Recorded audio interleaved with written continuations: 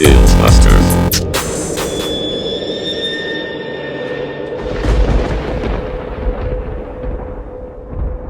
Hello, I'm Paul. And I'm Ben. And welcome to FilmBusters. Here at day 3 of FrightFest. Yes, very, very exciting. I'm very happy to be back. Very happy to be back. How did you find the first day? Oh my god, it was so good. Overwhelming. Just the feel of being in this environment. It's amazing.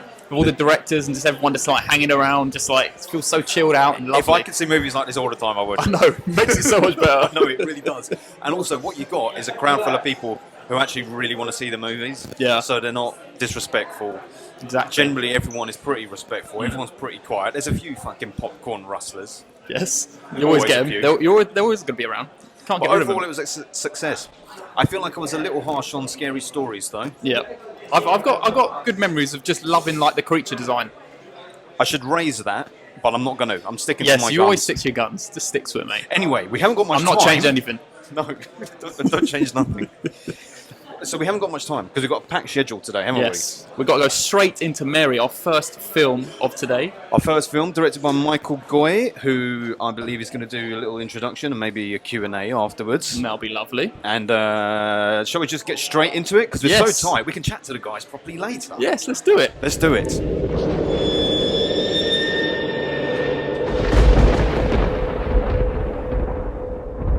I want to introduce the director, Michael Goy.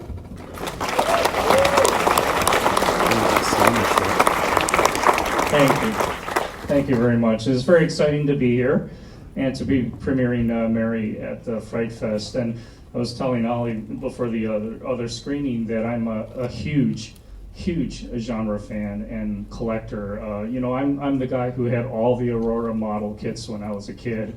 I had almost every issue of Famous Monsters magazine, and I was so excited when I met Forrest Ackerman and found out that he lived 3 blocks away from me when I moved to Los Angeles.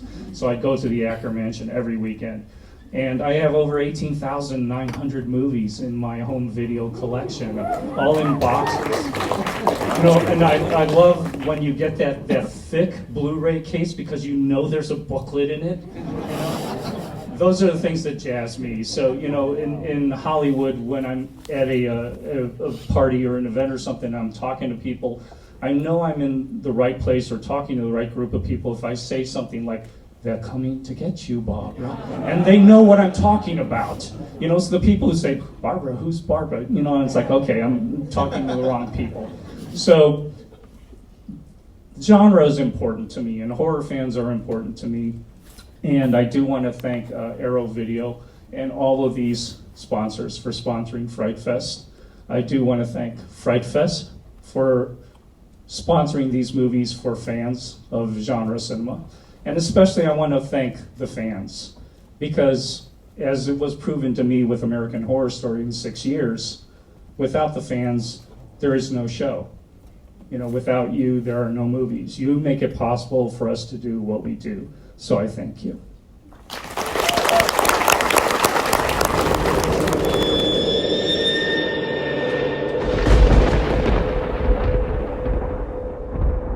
Right, so we've literally just come out of Mary. Just come out of Mary. Yes, had a lovely Q&A with Michael. Yeah, he's clearly a film lover. Yes. The director, that is. Yes. Clearly a film lover, telling us many anecdotes about shooting on film and his own personal collection and how he's a collector himself and how he likes to be very hands-on when filming. Yes, which is good. Just We'd like to hear that.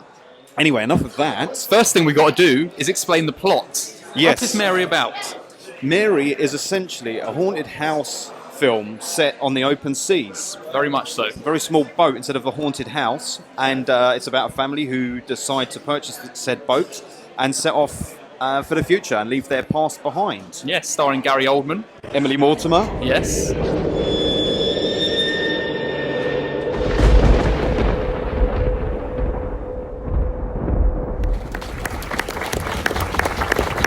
It's fascinating. I've actually never seen the credits before. I was watching. Okay, cool. So I'm going to ask Michael a couple of questions, and then I'm going to open it out to you guys, so get your thinking caps on. There are free DVDs and Blu-rays and stuff. lovely people giving them away. So for anyone that asks a question, you get something for free. And we all like free stuff. Do I get a free DVD if I answer a question? Does he get a free DVD? I mean, sure, it's a world premiere of your film. You can have whatever you want. Anyway, so we're going to start it off pretty basic. It's obviously, an incredible cast, and I'd love to find out sort of what brought you to the film and what brought Gary Oldman and Emily Mortimer on board. Well, I mean, in this business, people always ask what caused you, what drove you to make this movie. It's really kind of the movie chooses you in a way.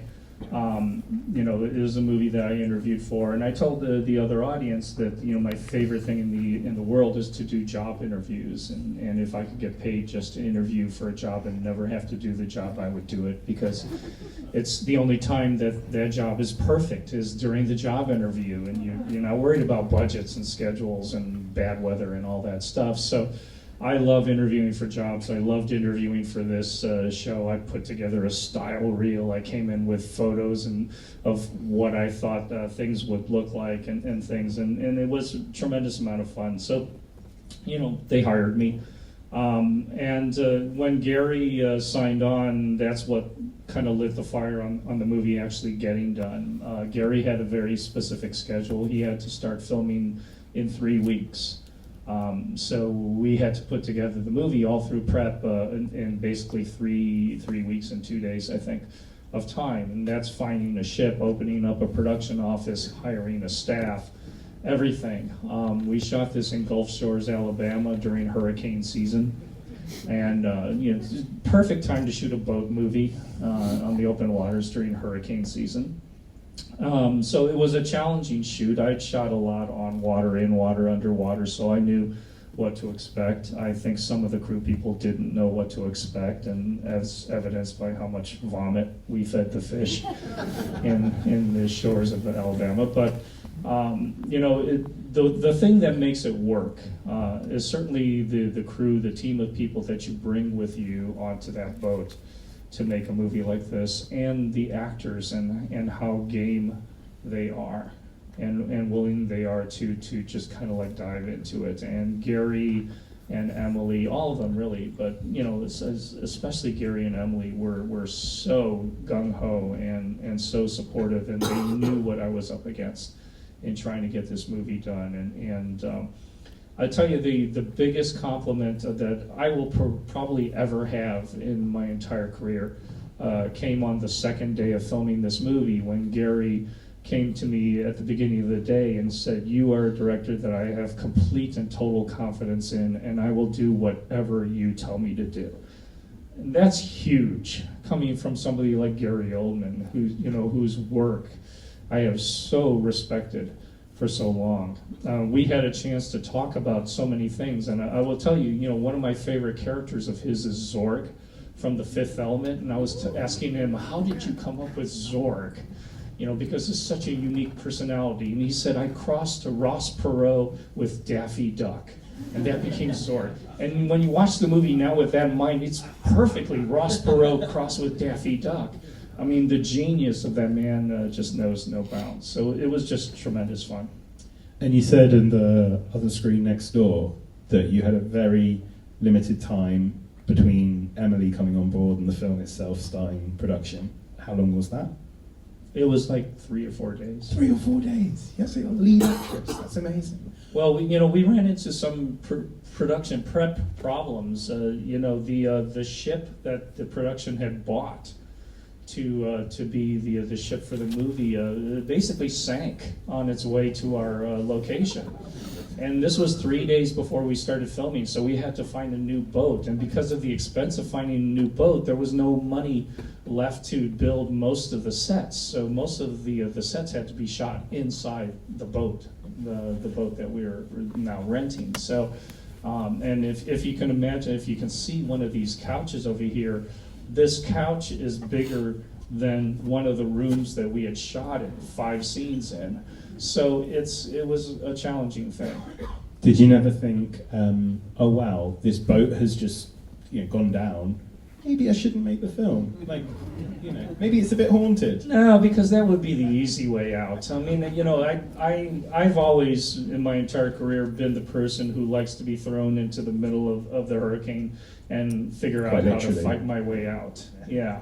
And, you know, if it's easy, then what's the point? I mean, you know, my nickname for the 2 years that we did American Horror Story in Louisiana was the Doctor. The local crew always called me the Doctor.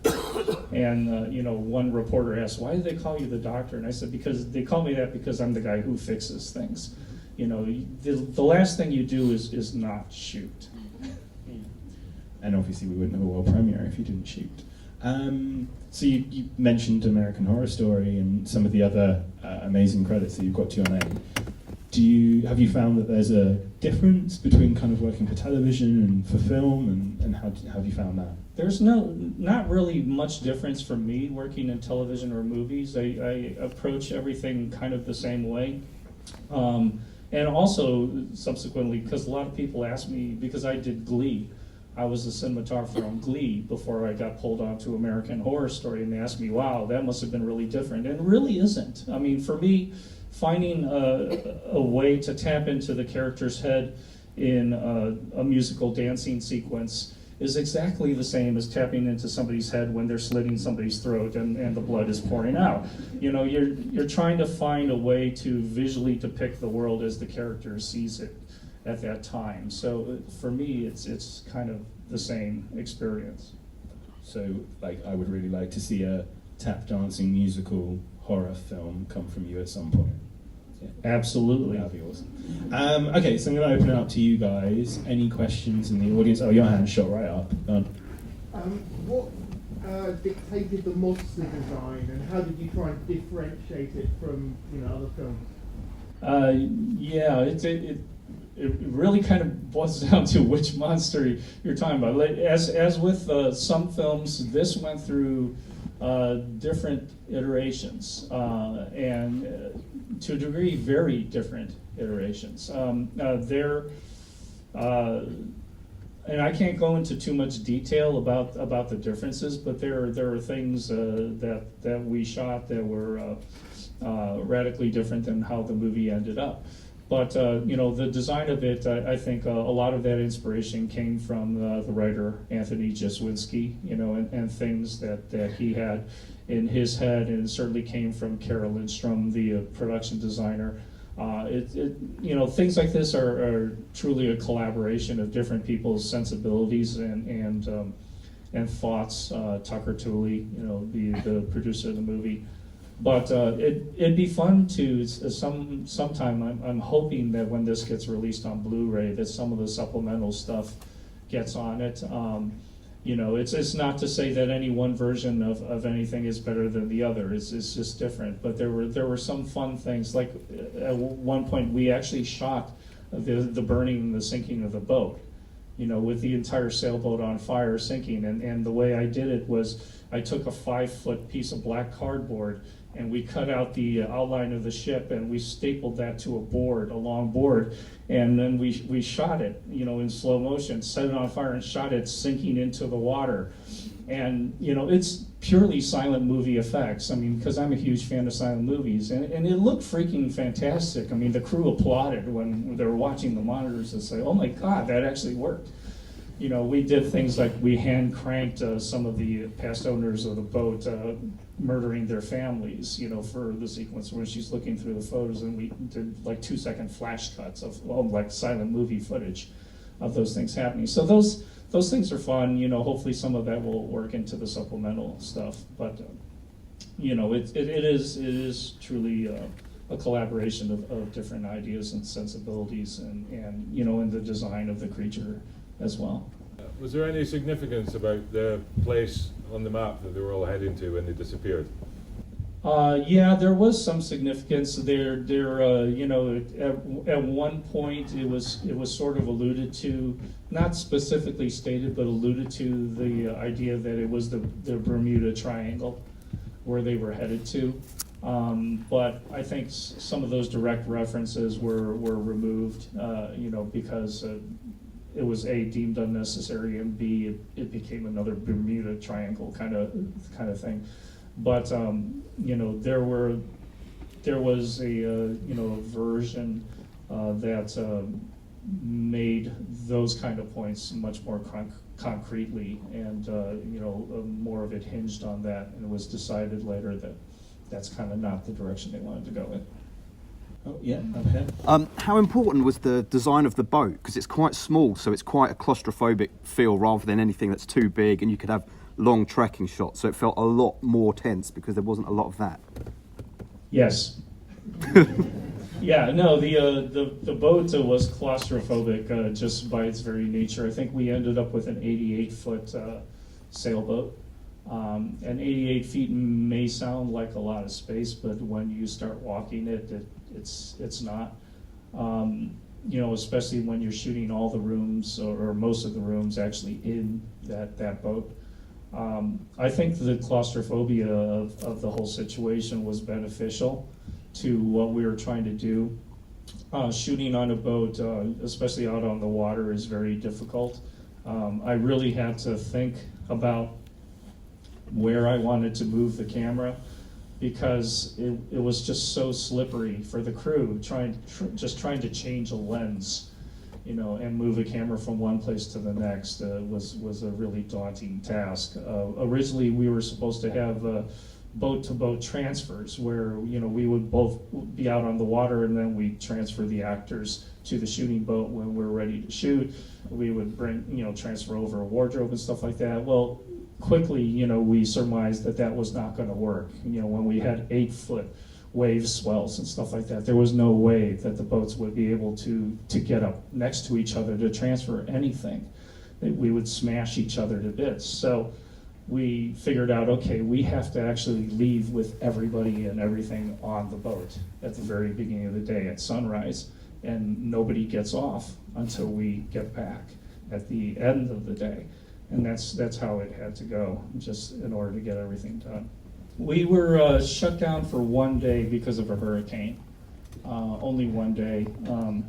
The difficulty on that was that the underwater stuff was shot like 2 days, I think, after the hurricane went through, and the visibility in the water was really, really bad. So I don't think any of that footage is in the film. So the underwater stuff, then I had to go and shoot a week later to get it in there. But because of various factors, like the schedule of the actors, some of the actors had limited time. A lot of that dictated kind of what the pacing of our shoot was going to be. I will tell you this, that we did the entire main body of the shoot in 18 days. And then we did a couple of days of pickups, which is the interview segments that frame the things that are going on. But whenever we could dock the boat and shoot sequences, we did.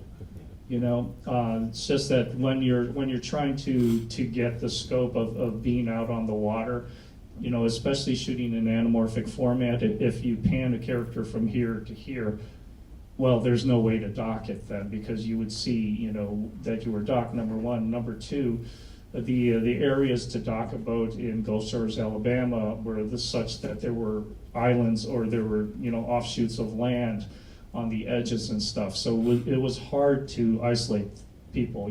Basically the scenes where I could dock the boat were scenes where I was shooting straight down on the boat, so I could see water on one side of it, or if we're doing close-up sequences. But, we took advantage of docking the boat whenever we could, absolutely. You talk about your decision to shoot on film and the challenges and benefits of that. Yeah, shooting on film is still the easiest, fastest medium for me to work in. I think easier and faster than any digital camera. And I'm not against digital cameras, I shoot with digital cameras. But in this instance, we crunched the numbers and they said it's a complete even exchange, whether we shoot film or whether we shoot digital. What do you want to do? And I said, I want to shoot film, because it means on the deck of the boat, I didn't have to bring in any lights. I could just shoot with available light. all I need is a camera, a lens, a roll of film, and an actor, and I can do something. You know, it didn't have to go through to a DIT station and have a DIT station do on-set color balancing. I didn't have to do any of that. So shooting film for me is really, really quick. And I just like the feel of it. I like the look and the feel and the texture of film. I like the fact that in 11 minutes you're going to run out of film, instead of like a card where it can run for 42 minutes and nobody ever cuts anymore. I like stopping and thinking about what it is I'm going to do next while the film is being reloaded. And I just love the medium of film. You know, it's still a kick for me to hold up a roll of film to a light bulb and look at the individual frames and look at it and wonder that these frames tell a story and these frames actually move. So, you know, shooting film is just a tremendous amount of fun for me. And I still collect films. I have a huge collection of Super 8, 16 millimeter and 35 millimeter film prints. Do I have a favorite scene from this movie? I try not to have favorites. You know, I've always found my entire career that whenever I developed a favorite anything, a favorite look of something that I shot or whatever, it never ends up in the movie. But I will tell you, you know, just the experience of working with Gary Oldman and Emily Mortimer is just it's just magical. You know, it's the kind of thing that's not definable. You know, you can't categorize it, you can't anticipate it.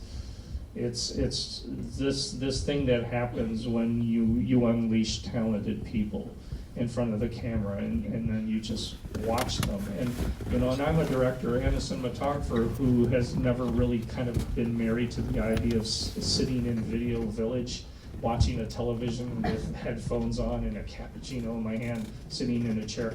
I can't direct that way. I have to be on my feet. I have to be standing right behind the camera operator, breathing down that operator's neck and watching the actors live like 6 feet away from me.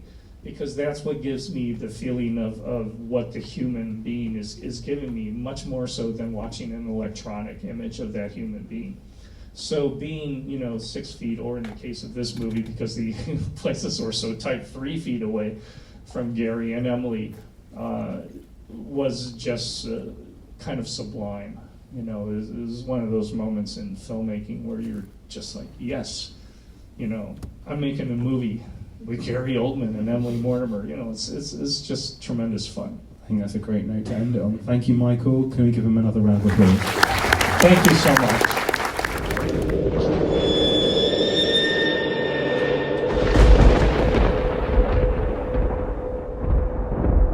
And now, what was your little score of it? Right, I give this film 5 out of 10.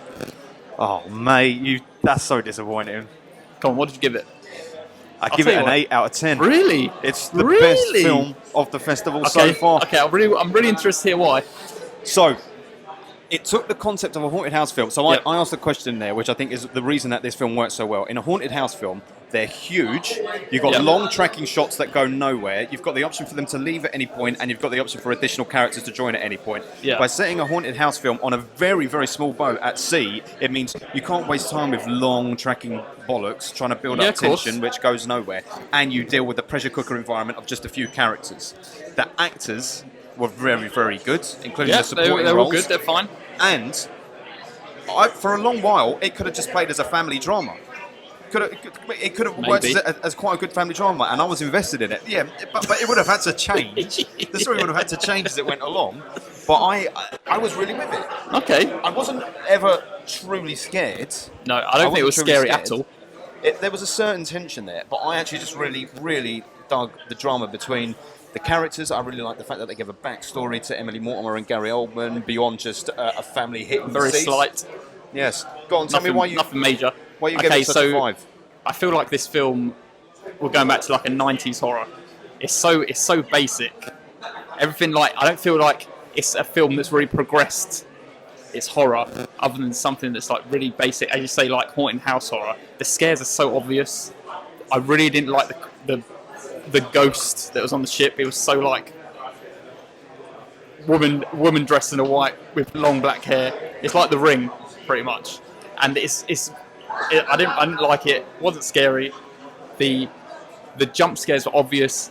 No, like just the constant like jumping in your face in the screen. Yes. It's like it's just such an obvious jump scare. It's like it's boring. But so many horror films have that trope, and I think it was more than that. Because what you normally get in a horror film of the 90s that's like that is about a 4-5 minute build up to one of those jump scares of people walking down corridors. That's why I hate it. But because they sort of just appeared, the jump scares came about 10 seconds after the setup. Like someone opens a cupboard and then you know a jump scare's coming and then it happens. So I can let it pass. Yeah. The interactions and the story I was with. I could totally get it. I thought it was quite original.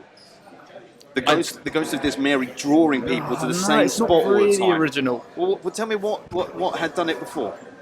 So every single like haunted house thing, it's always about this one entity being drawn to this. Just because it's in a ship doesn't make it original. No, but that is the beauty of it. Because in horror, so many ideas have been done and done and done and done. So if you take a concept and then put it in a new setting, you change things. Because like I say, if it had been in a house, we would have had all the daughter's friends coming over. They'd have been annoying as hell. You'd have had people visiting priests and exorcists coming over and like little kills. The fact that all the characters you were introduced to within a few minutes, you put them on that boat and then they set sail, I was with.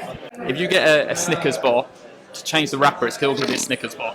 And there you have it. Paul is comparing Mary to a Snickers bar. I really enjoyed it. I'm glad you enjoyed it.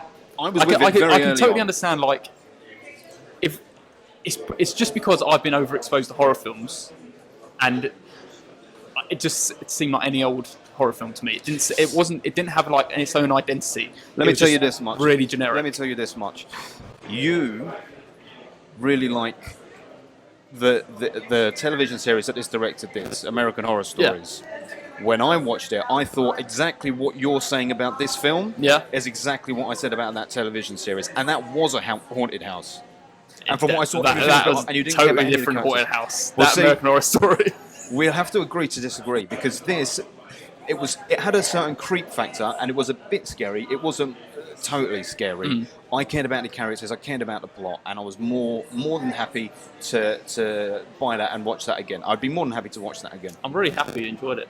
I'm glad this is actually now your top film of FrightFest so far. This is amazing. I stand by it because it ended well as well. Won't give away the ending, but I could kind of see it coming. Predictable. Yeah. But I was happy with it.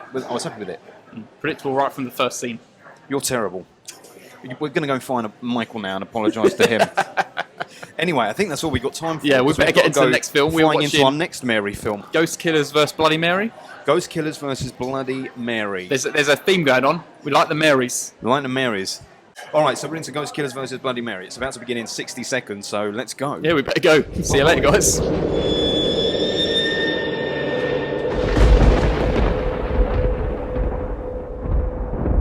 Okay, so we just whipped out of Ghost Killers versus Bloody Mary. That is correct. We did. We had to sit through a short film first. Yes, called The Troll Bridge. The Troll Bridge, based on a Terry Pratchett book. Yep. Oh, we don't want to talk about that. We're here to talk about Ghost Killers versus Bloody Mary. We are indeed. We can start with the plot. We can start with the plot. Okay, I'll explain the plot. Go on. So, it is about a group of 3 guys and 1 woman, and they have a little company they call Ghoul Hunters, which is basically a rip-off of Ghostbusters. They're all fake. They have a YouTube channel. It's all made up, bogus ghost hunting that they do. Bogus.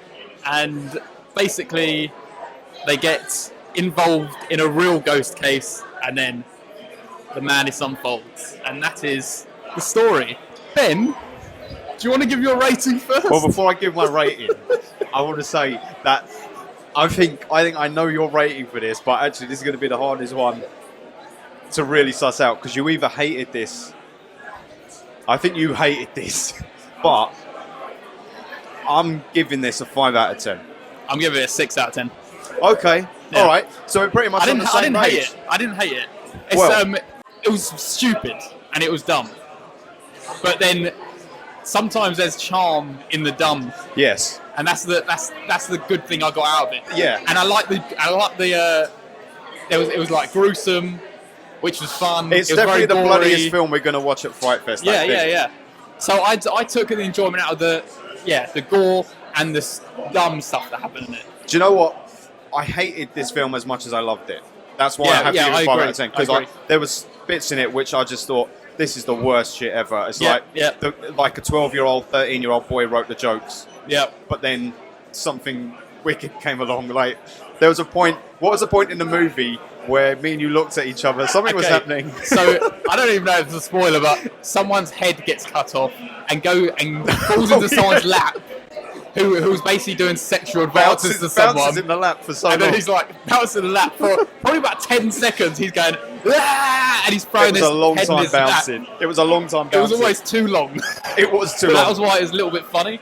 I mean, the thing is, first of all, right, the things I didn't like from the off were, because it's a Brazilian film and you've got subtitles, the screen is so big that it was real hard to read the subtitles, and it's such a frantic film that things are constantly happening, so it feels like you're missing some of the great cut jokes. I feel like a lot is lost in the translation in the subtitles, because there are lots of jokes that were like just really fucking weird. Yeah. And also, immediately I was thinking, do you know what this is? These guys that we're following around, this is the Brazilian Always Sunny gang, only not as funny as them.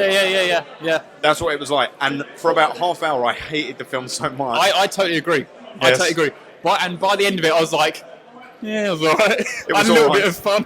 I did have fun. I had fun with the fetus. There's a fetus with the umbilical cord that does some good stuff. Yes. I had fun with the guy in a beard dressed up as the girl. Yeah, it was alright. There were lots of stupid things in it that I shouldn't laugh at, and I couldn't help but laugh hysterically to myself. I was ashamed to be laughing. The way the jokes are played out in this is, I wish this thing wouldn't happen, and then that would be the joke, and it would happen. Yeah. There was a lot.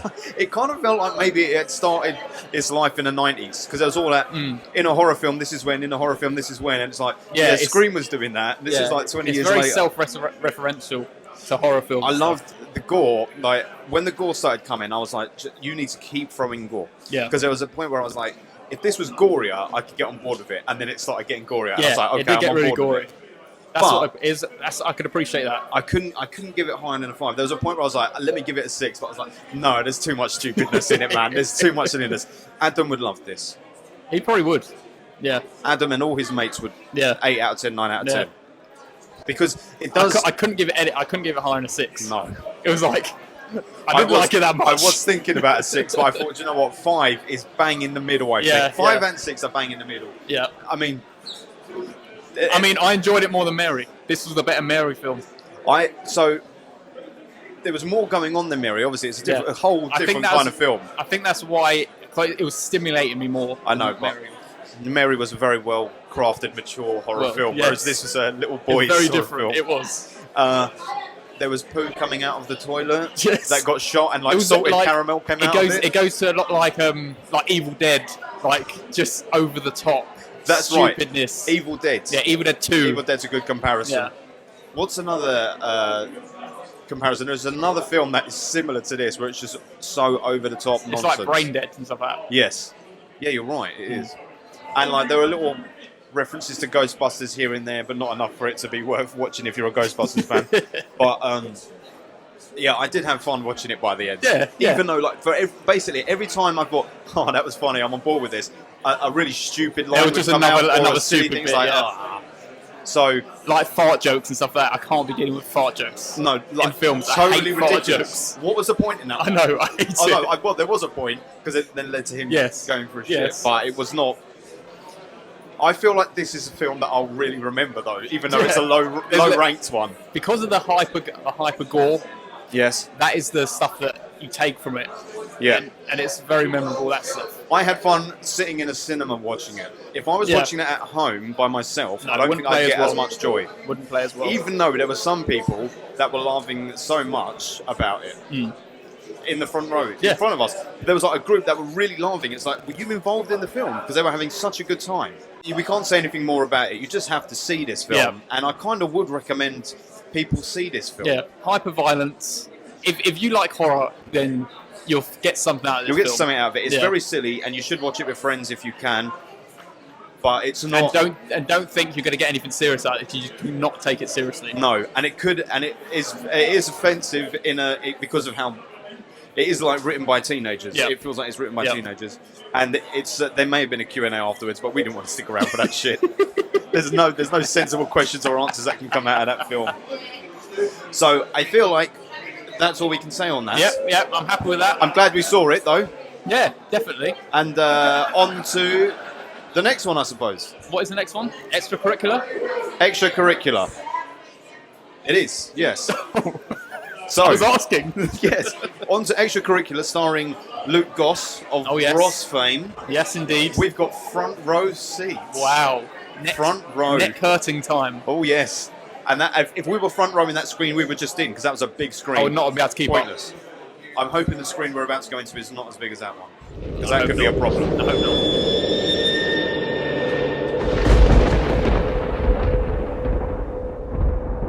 Okay, so we let people know we've just come out of it. Yes. Starring Luke Goss. This was the first screening that we've watched at FrightFest that wasn't in the main screen, so this is one of the Discovery screen films. It was indeed. That we had to select our tickets for. No Q&As or anything on this one. No Q&As, just if you like it, tweet about it kind of vibe.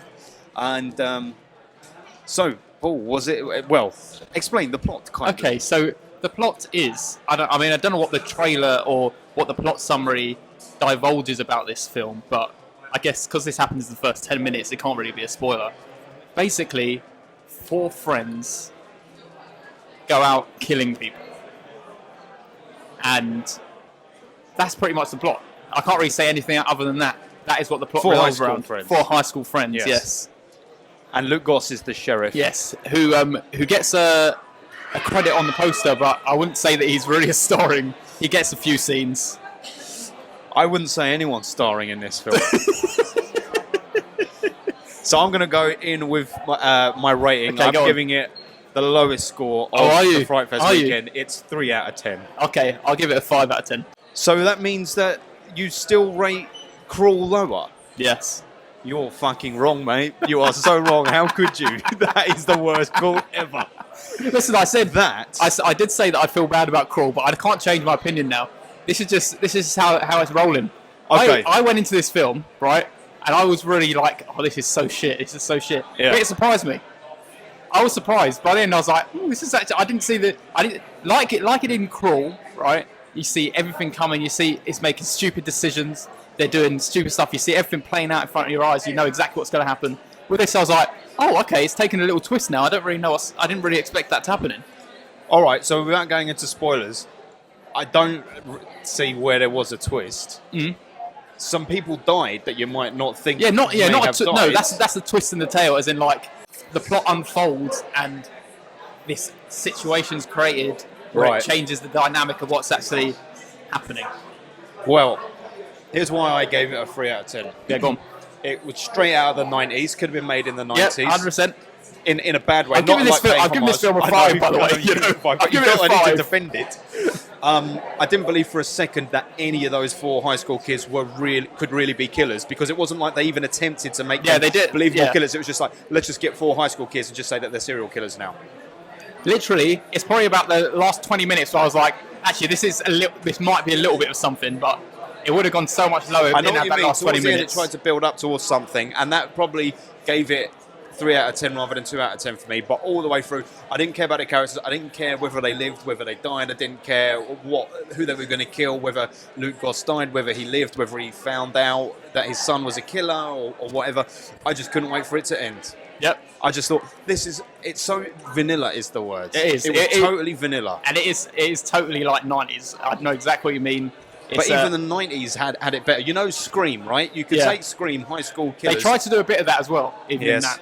They're Not trying to very like well. referencing horror films and referencing horror films, but also it's like, how can I feel sympathy for you? Like, you're meant to feel sympathy for one of the characters in particular, one of the girls you're meant to feel sympathy for, Yes, because which is she's trying to bullshit. get out of it. It's bullshit. It's Yeah, like, it I is don't care bullshit. for you because you're a dancer and you're actually a lesbian, because you're killing innocent people. yeah. So I don't think that's going to spoil a plot. Basically, one of them feels bad that she's killing people, but she's still killing people. Yeah. So it's like this isn't really an emotional pull you can do on people, because No.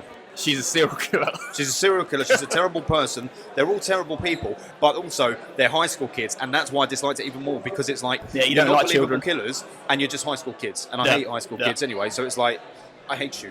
None of them could have really pulled off that stuff, and also like, why, when they were doing some of their stuff, like when they set up one of the killings, why would they? So this doesn't spoil too much to say they ring the doorbell at a house and then leave it for ages, so that the people inside get a chance to call the police, and then they continue with their actions, and then they're surprised that the police turn up. Why would they have even given the police a chance to turn up? By ringing the doorbell and then fucking around for ages, you give the occupants of the house a chance to call the police, then they turn up and you're surprised. And then, when the police do turn up, obviously it's Luke Goss, like... There's only one policeman. There's only one policeman in the town, and also the son is like, doesn't even think for a second, oh, hang on, she's just said I'm going to go and kill the police officer who's turned up, but I'm not even going to say, oh, hang on, wait, is it my dad first? Oh, no, it's my dad, don't kill him. It's like, I won't say anything until I find out it's my dad.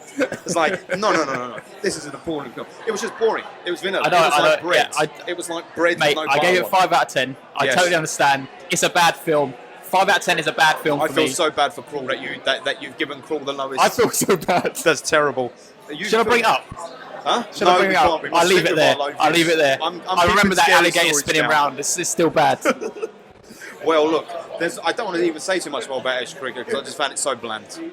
I understand why it wasn't on the main screen, Yes. but that Totally. doesn't bode well for the next Just thing looking we're at, going we to see. said that sitting there looking at the poster, we were like, this is some 90s film, isn't it? It was a very, very 90s film. And I feel like there weren't very many people in the screen, and most of them were just Luke Goss fangirls And they were cheering. fanboys. They cheered at the end. They cheered at the end and they For give a Luke big Goss. whoop. He got the last. Did he get the last shot? Almost the last shot, just Almost crying the in last front of the shots. screen. You must no spoilers. They don't know why he's crying. I don't know why he's crying. He's crying because he was so happy that his son said, I won't kill any more dads. And also, it's more of a crime thriller than a horror, right? Yeah. Yeah. It wasn't really, it didn't feel like horror. And also the thing is, if you wanted to make that scary, like at some points they were trying to go for scares by like having the people knock on the door outside and whatnot, but it's like, but we already know who the killers are and we know what their plan is. So when you reverse the point of view and put us in the shoes of the people that are in the house, there's no fear there because we know who's doing it and what they're going to do. So there's no scares. I think they're trying to like reverse the polarity where, do you know, when you're watching these films where like strangers or the killer's almost tormenting Yes. the people who get killed, but you don't really know the motives. I think they were kind of trying to do that and showing it from the other end of like they're having Yes. fun tormenting them. Strangers did it better, Yeah. but still didn't do it very well. Yes, so there you go. Yes. So that was Extracurricular, and now we should add to the end of this that we went to see this in the Discovery screen because Feedback is what was playing in the main screen. Yeah. And both of us got our hands on a advanced screener for Feedback, so we'd already seen it. So perhaps let's just go into the feedback. Yeah, let's go straight into Let's what go we into thought the of feedback. So, would you like to explain the plot of Feedback then? Yes, I will. So, Eddie Marsden plays a radio host who, on one late night shift, steps into the studio and all of a sudden the studio is taken over by a few people who are masked, who are controlling what he does. They're controlling the show. They've kidnapped his producers or tied his producers up, and they're going to dictate what his show is about. And over the course of an evening, you find out some very, very dark truths and secrets that have been hidden for a long, long time, and they come to the surface through this high tense pressure cooker environment. I think that's the plot. Yep, sounds good to me. That sounds like the film I watched. Yes, good. We watched this a few weeks ago. We both know each other's score. We Yep. both gave it 7 out of 10. We did indeed.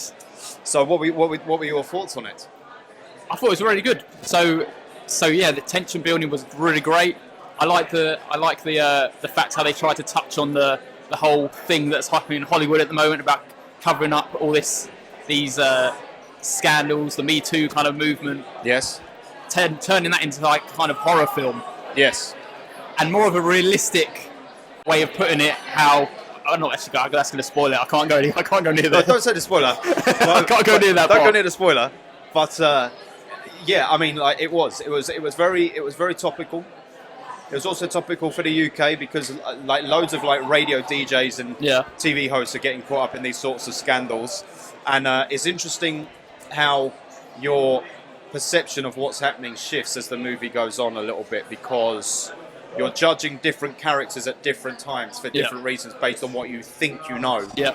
And revelations keep coming, and it almost ends in a very open way in terms of like what you're meant to think. Yes. I thought. You're constantly questioning whether the characters are truthful. Yes. Whether there are dark intentions behind everything they're doing. And whether what's being said is the truth or whether it's being forced. Yeah, out. whether they're just saying stuff just to try and get out of the situation. I tell you what, it must have been good, because I really don't like Eddie Marsden. I really don't like it. So it pushed past that boundary. Pushed past it. But he's so fucking political. He couldn't help but view him as a political person in this. Like when he even started talking about Brexit, he was like James O'Brien. I swear he's meant to be based on James O'Brien. That radio studio was set up exactly like LBC's radio show. He was very much like James O'Brien. But I was able to look past it, and I thought this is a very, very good performance. Yeah. There was a couple of good surprises and shocks in there. There was some very, very bad acting by the new female producer, the American producer. Yes. I did not think her acting was very good. Okay, I didn't really notice that. There was a good little song at the beginning. Did you like the song where the guy goes in the studio and he's playing on his drums? He's like a Bruno Mars type. Yeah, I was surprised by that. Yeah. They must have just written that for the film. It's quite a catchy little pop song. I liked it. Okay. I wanted to hear it over the credits. It didn't come back. Yeah, why didn't he come back? Did he come back? So that character goes off with Eddie Marsden's daughter, and then he never returns. Yeah. And that's like sort of like in a narrative, in a story or a film, you set it up and you say, take her to that party, but bring her back by this time. So you know that that's going on. Yeah, because there's a bit of resentment coming from Eddie Marsden for that character as well. So you think maybe he'd try maybe redeem himself, but nothing ever comes to that. He's meant to be coming back with her, but anyway, we won't spoil that too much.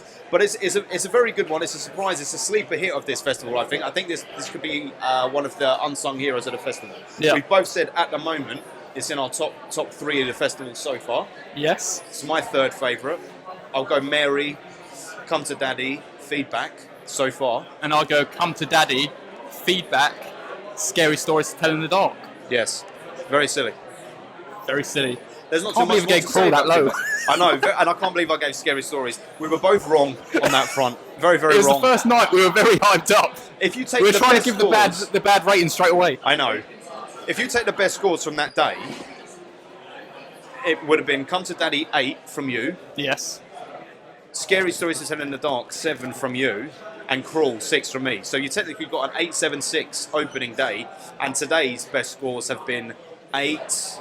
What'd you give Bloody Mary? 6. 8, 6. Yep. And then what'd you give that? 5. 8, 6, 5. Extracurricular of 5, yeah. 8, 6, 5. 8, 7, 6. So this Critters needs to up its game for Saturday to start getting back on a winning streak. So we're about to do Critters. I think we've got to go over to the other screen now, because we've been at the Cineworld the whole time. We've got 15 minutes for Critters Attacks. We've got to go to the Discovery screen, which is at the Prince Charles Cinema. Yes. So let's take one of the many, many wee breaks that we have to have in between all of these films, because all you've got time for is to record these fucking reviews, I know. have a wee, and then get back into the next screen. And hopefully we're going to have a bit of a more fun time with this one. I'm looking forward to it, but like you said earlier, the trouble is Critters Attack. Had we not seen Bloody Mary, Ghost Killers vs Bloody Mary, we might have had a fun time with Critters, but I'm now thinking we're going to go into Critters and it's just going to be really shitty crap entertainment. I hope we're surprised. I hope we're surprised. 9 out of 10. The thing is, you're going to have some little creatures in it, which is good. Yes. Little creatures doing some bad Probably stuff. doing some farting. So doing some farting, probably ripping up the place, messing things up, very much so. Horrible. Anyway, we're going to hate it. Well, I really hope that we don't, and I look forward to talking about Critters Attack afterwards, especially as you've never seen Critters as well. So It'll be this is interesting to see fresh. what you make of it. Fresh for me. There's a Leonardo DiCaprio cameo in it, apparently. I hope so. So join us after Critters Attack. Beautiful. We're going in. Goodbye. Bye-bye.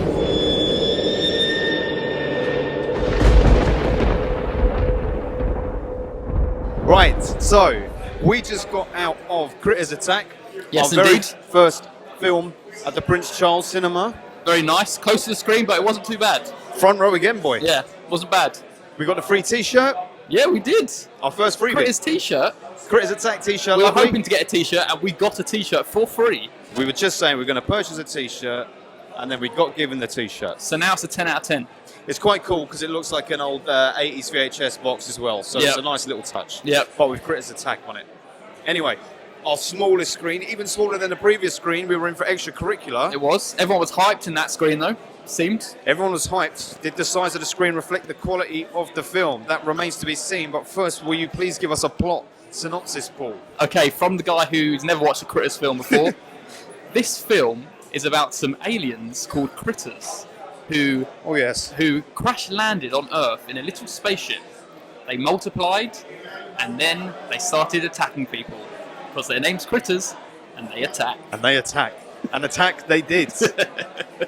So Ben, tell me, what do you rate this film? I've got 2 scores for it. Okay. And I don't know which one I'm going to settle on. I had 2 as well. Okay. So. Maybe mine will be determined on what you say. All right, fine. So. I've got one that's pretty sure. I'm sure it's going to be this one. And I think I'm just going to go with it anyway, but go on, go for it. Okay, all right, fine. So.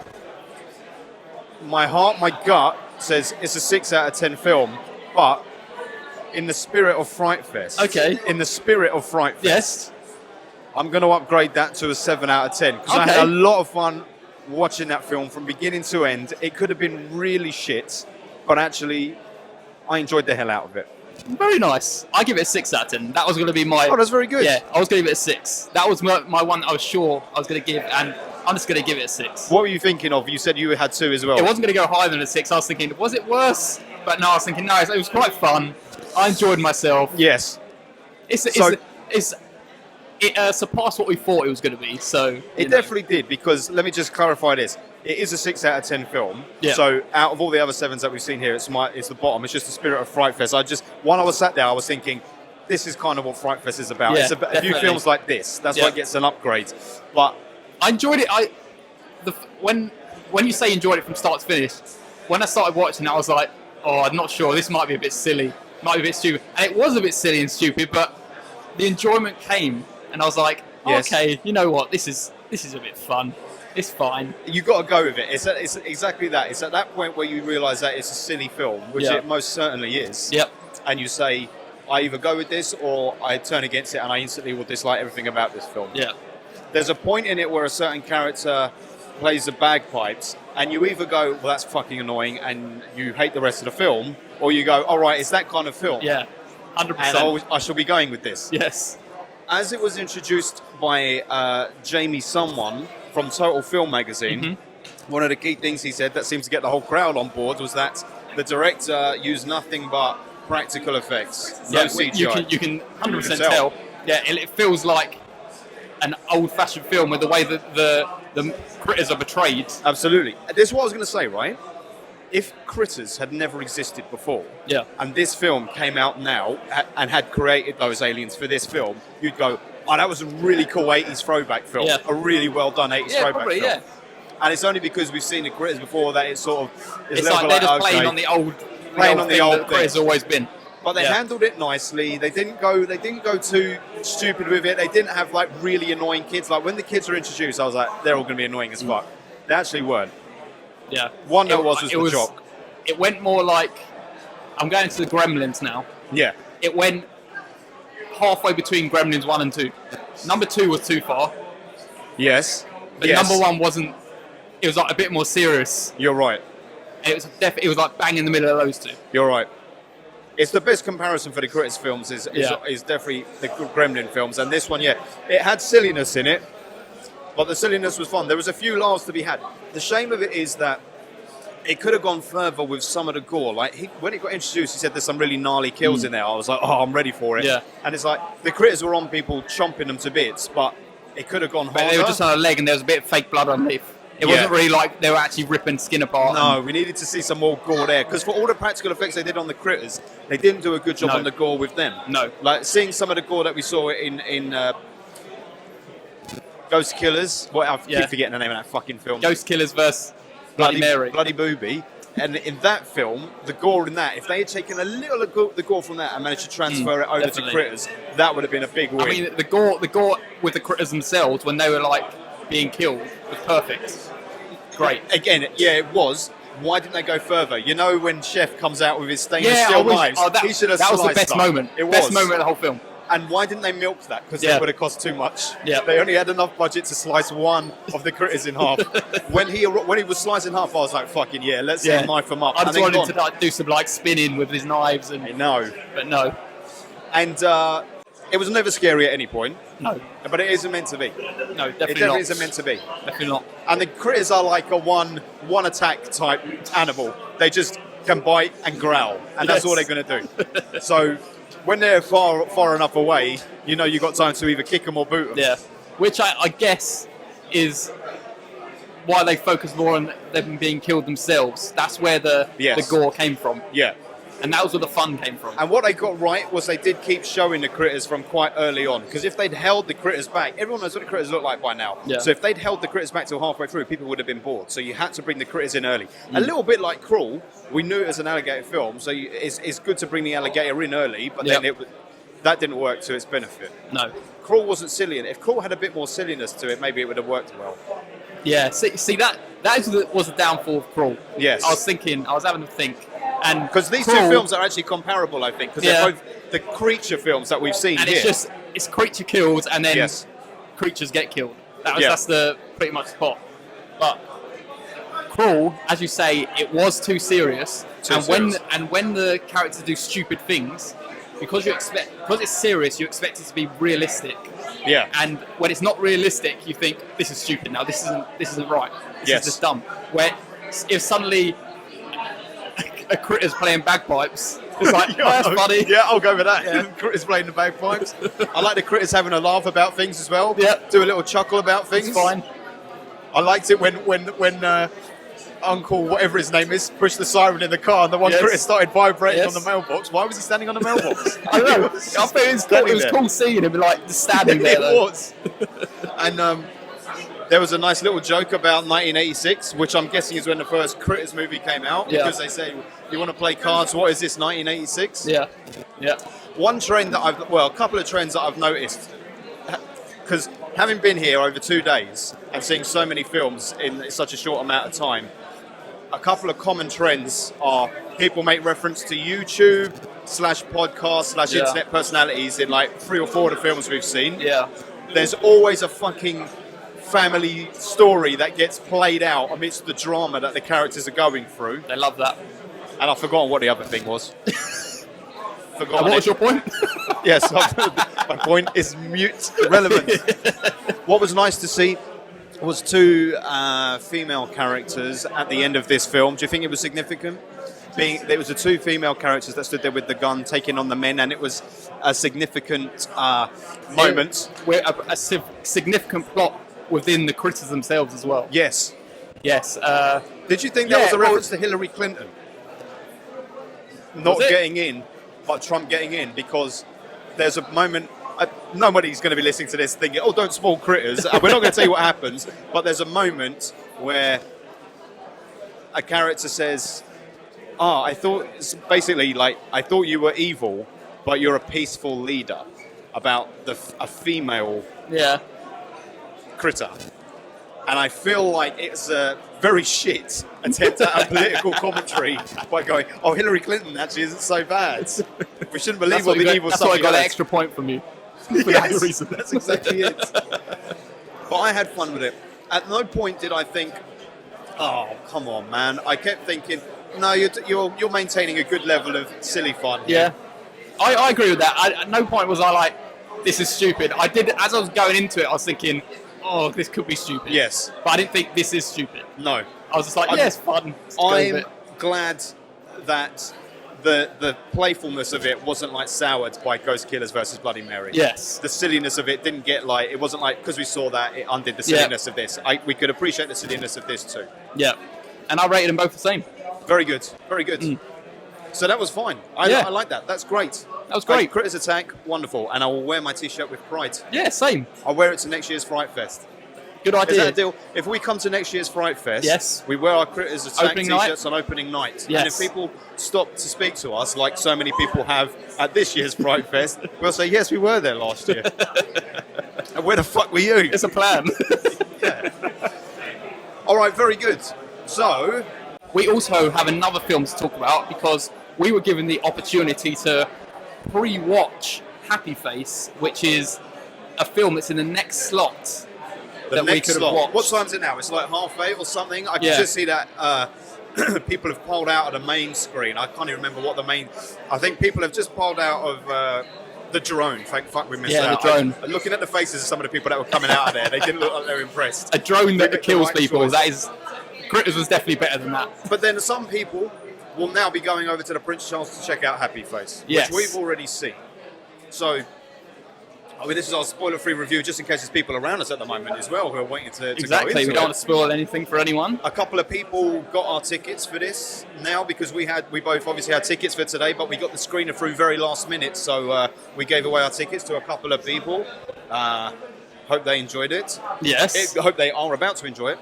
But first and foremost, should I talk the plot? Yeah, let's say about the plot.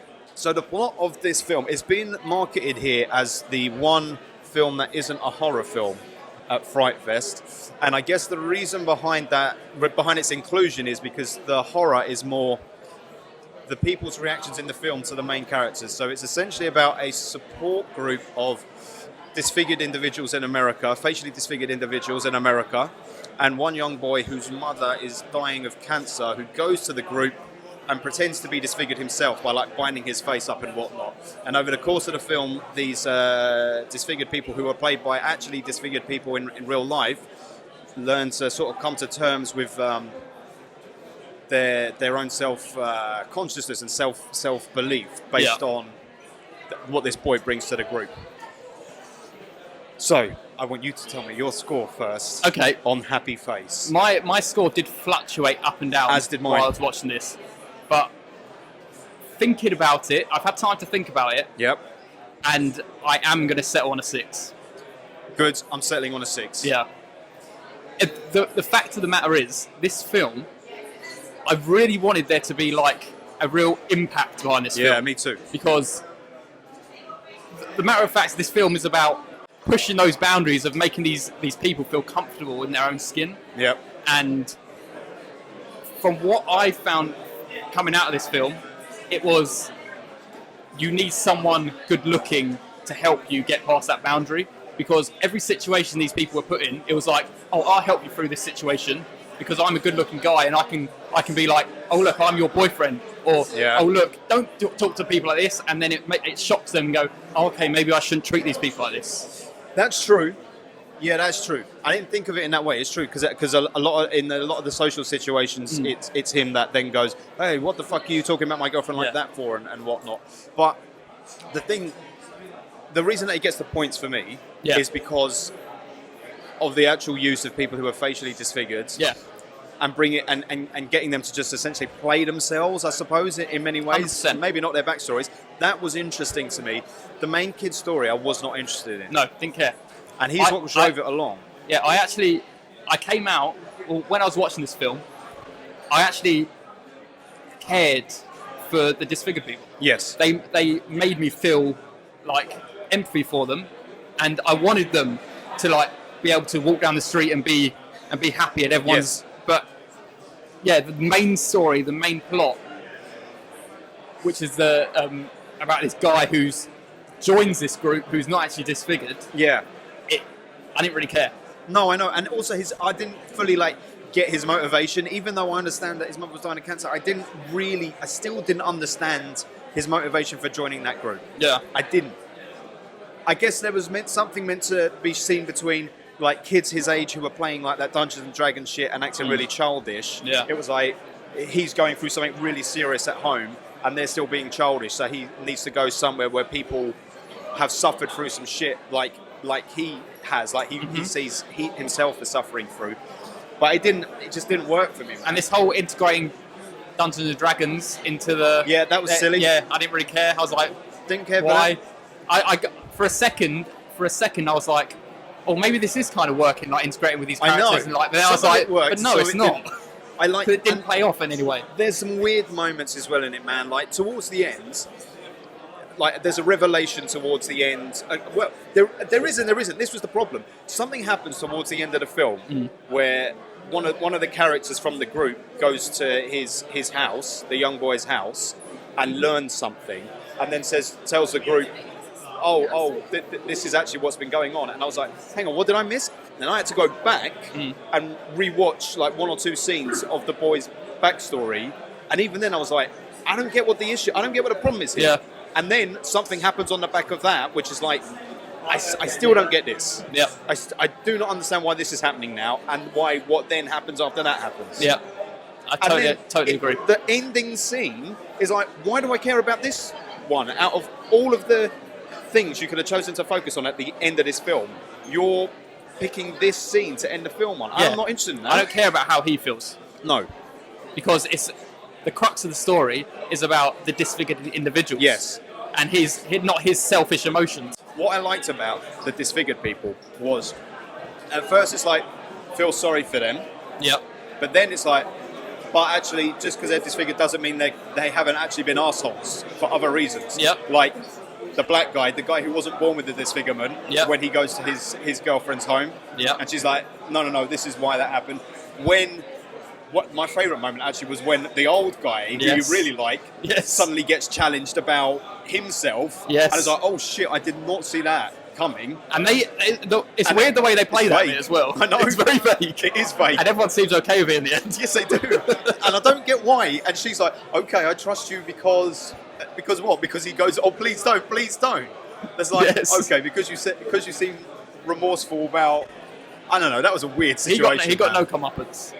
It was a I strange... think he got a phone call at the end, but He got a phone call, but then he had to get yanked off. that was it. There was a lot of sex in it. Yes. Like 3 times sex. Yes.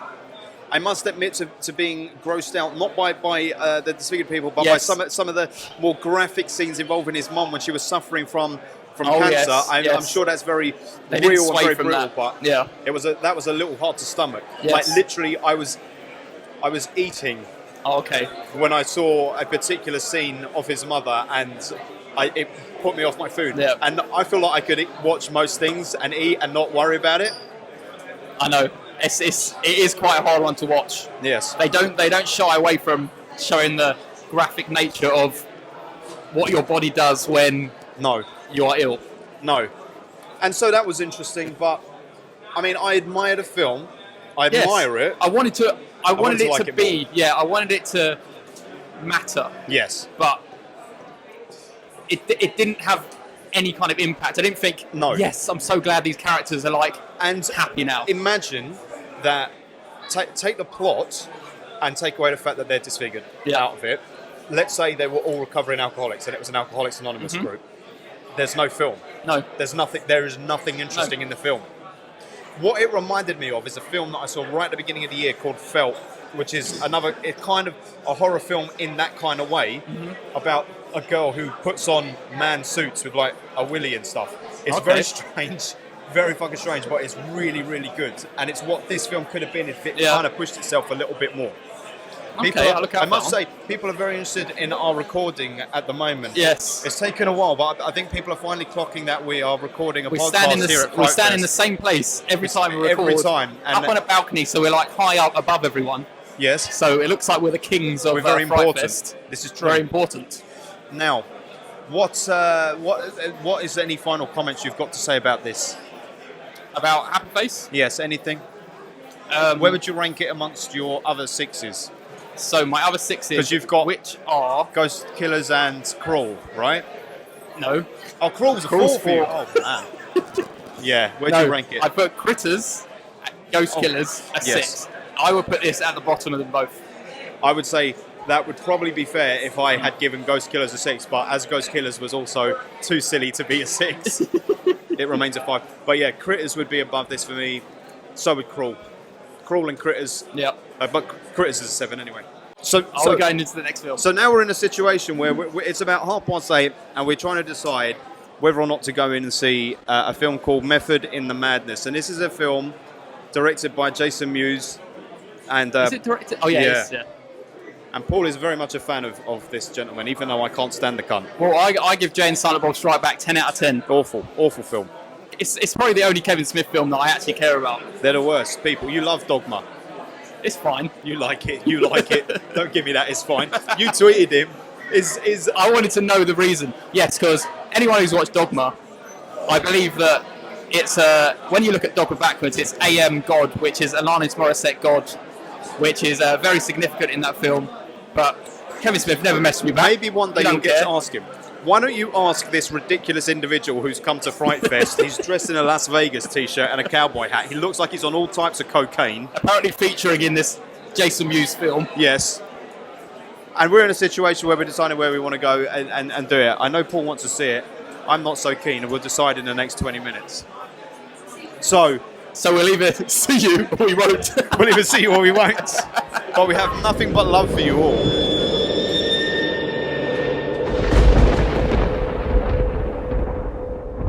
Right, so Ben was very selfish, decided he didn't want to go to the Jason Mewes film, so now we're just going around Leicester Square, having a little walk, just having a little discussion about our experience at FrightFest and how we felt. I'm so upset that it's over. Well, first of all, I'm sorry to bring it to an untimely end, but Jason Mewes is where I draw the line. It's fine, we've watched enough. Even though Jason Mewes walked into FrightFest literally seconds before we walked out, and people were going, well, that's not him, and it is. He's just got a bald head at the moment. Listen, you have no idea what he looks like. I do. He looks like an annoying little rat-faced prick who's been sticking stuff inside himself for years. Oh, I can't believe it's the end. Yes. It feels like we just got here 2 days ago. It's so sad. It is so sad. So let's talk about it. Okay, so let's talk about the films that we've seen. Okay, first I just want to say I feel very bad for giving Crawl such a low rating.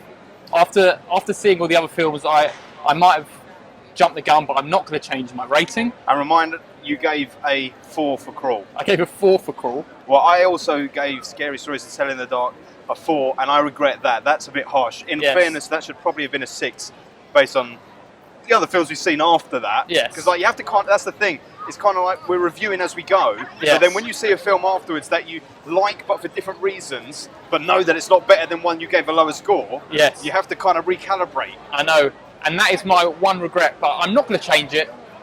No the deed is done. The deed is done. We're sticking with it. Yes. There are 2 opening night films. You essentially gave Crawl a 4, and I gave Scary Stories to Tell in the Dark a 4. They were the two or three big opening night films, and we gave them 4s. And some of the films we gave higher scores than that today were definitely not better films. That was just us stamping our feet on the first day.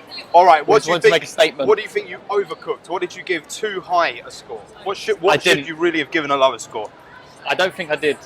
The only film that I'm happy with all my scores, but the only one that if anything would be Extracurricular would probably be the one. But I'm still happy with that. Extracurricular was definitely for me the most forgettable of all the films. Yeah, and I agree with that. It's the most forgettable. Yes. So with this whole scoring system that we do and have done for such a long time when it comes to films, like how much clout can you actually put in it? Because Adam always says like, oh yeah, I give it a 10, but I would never watch it again, or yeah, it's not in my top 10 it's not in my top 10 films of all time, but I love it. I would watch it so much. Like, what's the difference between a film that is like so good, 10 out of 10, but then a film that's like 5, like Ghost Killers vs Bloody Mary, but that you probably would watch again and can admire? When it comes to those 9s and 10s, you just know. You know what's a 9 and a 10. They're like films you've got to watch again. Yes. The ones that ingrain in your brain once you've finished them and you immediately want to watch it again. So out of all the films you've seen at FrightFest, which is the one film you would want to watch again? Come to Daddy. So it's your top film and it's the one you'd want to watch again? Yeah, 100%. So Come to Daddy is my #1 film of FrightFest 2019. Well, Mary is my #1 film of FrightFest 2019, but... You never want to watch it again? I would watch it again, but probably not anytime soon. What I would rewatch is Critters Attack and Ghost Killers vs Bloody Mary, which is weird because they're both kind of like silly, stupid films. How about Come to Daddy? Yeah, but again, like I feel like everything that was in Come to Daddy, I don't need to rewatch it to pick up on some of the better stuff. I don't feel like I missed stuff, so there'd be no point rewatching it. Whereas with Ghost Killers and Critters Attack, I'd rewatch it for the fun aspect. Yeah, I get that. Do you know what I mean? Yeah. But they're not better films than Come to Daddy. Yeah. What out of all the deaths you have seen in the FrightFest films has been your favourite death? Favourite death? Favourite death? My favourite death, just for creep factor, would be the big white woman in Scary Stories Telling the Dark that yes. envelopes the boy. That was pretty creepy. I would definitely say the big white woman is the creepiest thing that I've seen all weekend. Yeah. That's definitely the creepiest and scariest moment. Yes. The best kill, the best death, however, was in Ghost Killers vs. Bloody Mary, where I can't remember what her name is, the female of the group explodes, head explodes. Yes. And that's when it gets really bloody and it's like, okay, now we're in for some nonsense fun. And I really liked it. Yeah, that was Which good. is interesting because as more time's passing, I'm realising that I enjoyed that more than it seems that I should have for a 5 out of 10 film. Yeah, yeah. But it's still maintained. Should have given it its 5 that out of 6. 10. Yes. Like the Critters. Yes. What? Did you give Critters 6? 7. 7. Yeah. 7 because of the FrightFest spirit. Yes, that was it. And don't you think that FrightFest spirit counts a lot for stuff? Because it's true. It does. This stuff here, if you were watching this at home, half of it you would have turned off after like 20 minutes probably. Yep. And half of it you would have reviewed lower for sure. 100% for sure. 100%. There's something to be said for watching some shit stuff together with people and to be able to come out like we have And after talk every about film and talk about it. It makes you, the shit stuff, you like it because someone else is talking about it as well. Yeah. Because if you just watch a shit film by yourself, it's like, well, I just wasted my time. It's no fun. Yeah, it's no fun. Who are you going to make sarcastic comments to? What is your, what was the moment in all of the films that made you say, well, this is awful. What was the worst moment in all the films you saw over the last few days? It would have to be in Crawl. There's so many moments where I was like, there were lots. Oh my god, this is like ridiculous. This is not what someone would do in real life. There were lots of moments peppered all the way through. Yes, Barry peppered. Yes, black peppered. How about you? The worst moment for me was probably in Extracurricular as soon as the film began, because the opening was so bland that I thought this is going to be really dull and depressing, and for that reason this is terrible. Yeah. And then it was reinforced that it was going to be terrible because they put the title of the film up outside the diner, which I thought, okay, that's kind of cool. Oh yeah. They put it along the wall, and then they cut in for a scene, and then they cut back out, and they put the fucking title up again. It's like, you've shown the title once. What are you doing showing it twice? It's so forgettable. They have to remind you what it is. Horrible. I mean, I did forget the title when I was trying to remember what it was. Yes. And now, what would, if we come back next year, talking to our future selves, what one thing would you recommend that we do next year that we didn't do this year? Piece of advice? Yeah. What should we do next year that we didn't do next year? I feel a bit bad that we didn't get some one-on-one conversations and interviews with some of the guys behind FrightFest, but it's hard because everyone's so busy. Everyone's running around. It's buzzing, and you feel bad almost dragging away because they're trying to work. They're trying to get everyone in position at the right time. It's like it's different just going up to them and having a quick chat for 60 seconds. Yeah. Like to stop and say, "Oh, can you mic up?" and we're going to ask you a few questions. And the fact of the matter is, we only get about 5-10 minutes in each film. Between films, anyway. So it's like you got to find them, try and record our own podcast. I know. And then try and interview with someone. It's quite hard. The trouble is, like, if you're paying all this money for a ticket, which it is worthwhile, but then you need to see the films. You can't really say, okay, I'm going to drop out this middle film, so I've got 2 hours, because then you have too much time to kill, and then no one's around as well, so it's like, well, what was the point? Like, even then, we just, Method in the Madness started, and for that 10-15 minutes, we were like one of 30 people loitering around in the foyer. Yeah. And none of the big players were around at that point, so it wouldn't help. But next year we'll try and get some interviews. But then it's kind of like you don't have to because you hear them talking on the mic so much. Yeah, we got some good Q&As in our opening night. I've had a lot of fun. I've had a wonderful time. I'm so glad that I came here with you, Ben. I'm very glad that you came. This has been the first for you and I, because before today anyway, you and I had never been to the cinema, just the two of us. Did you know that? Really? No. The only times we've been to the cinema together, we've had Adam in tow. Look at all these experiences we've had. Look at all these experiences. This was the main reason we came to FrightFest. We wanted to come together, spend a bit of time. We love each other so much. We love each other so much, and that's the beauty of cinema. It brings people together. Yes. Even us. I give that a 10 out of 10. I give that a 10 out of 10, just for that reason alone. So with that, we would just sign off and say that if you want to come to FrightFest, be prepared to have no time on your hands, be rushing around, but to fall madly in love with the people you come with. 100%. If you come with a group, you're going to be closer at the end, and if you come alone, you'll find people in there. You're going to hate some films, you're going to love some films. And that's the other thing I want to say in it.